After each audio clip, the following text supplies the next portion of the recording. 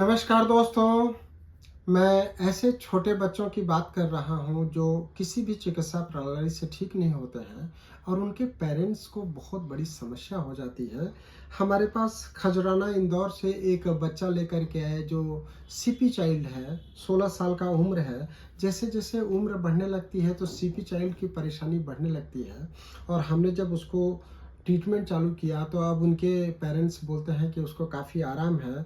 उसके जो पहले का अगर देखेंगे तो पुराना रिपोर्ट की मैं बात करूं तो नियोनेटल जॉन्डिस डेवलप हो गया था, फिर उसका जो डिलेड माइलस्टोन हो गया था, फिर डाउन सिंड्रोम में चला गया, मंगोल चाइल्ड डिल डॉक्टर्स ने बताया। और इसी तरीके का एक और पेशेंट आया जो 7 साल का है और वो अली करके है, वो खरगोन के रहने वाले हैं और यूएस रहते हैं। और ये जो खजराना का बता रहा था वो खान साहब है।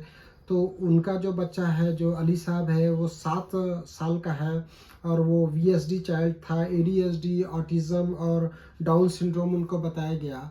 तो दोस्तों, ये जो बच्चों की परेशानियां हैं, चाहे वो एडीएचडी हो, चाहे ऑटिज्म हो, चाहे डाउन सिंड्रोम हो, चाहे मंगोल चाइल्ड हो और चाहे जो सबसे कॉमन है सीपी चाइल्ड हो, ये परेशानी केवल बच्चे को नहीं झेलना पड़ता है, उसके पेरेंट्स को सबसे ज़्यादा परेशानी होता है। और एक और परेशानी है, जब डॉक्टर लोग उसको बता देते हैं कि आपका बच्चा तो एकदम ठीक होगा ही नहीं, कभी नहीं ठीक होगा, तो उससे उनको जो मानसिक आघात मिलता है वो बहुत ज़्यादा परेशानी होता है।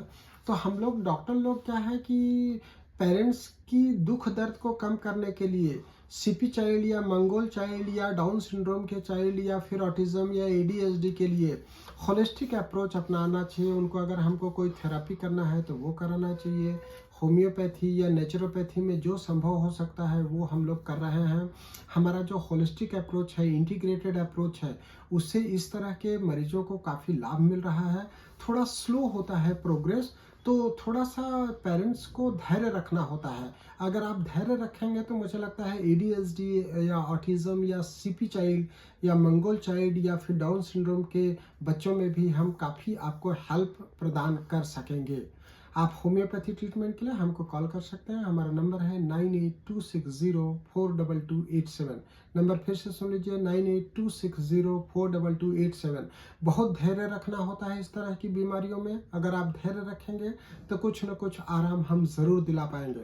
हो सकता है कि पूरी तरह से बीमारी ठीक नहीं हो, लेकिन यदि आराम भी मिल जाता है और वो अपना कार्य खुद से करने लग जाते हैं तो ये भी काफ़ी बड़ी उपलब्धि होती है। थैंक यू, धन्यवाद, नमस्कार।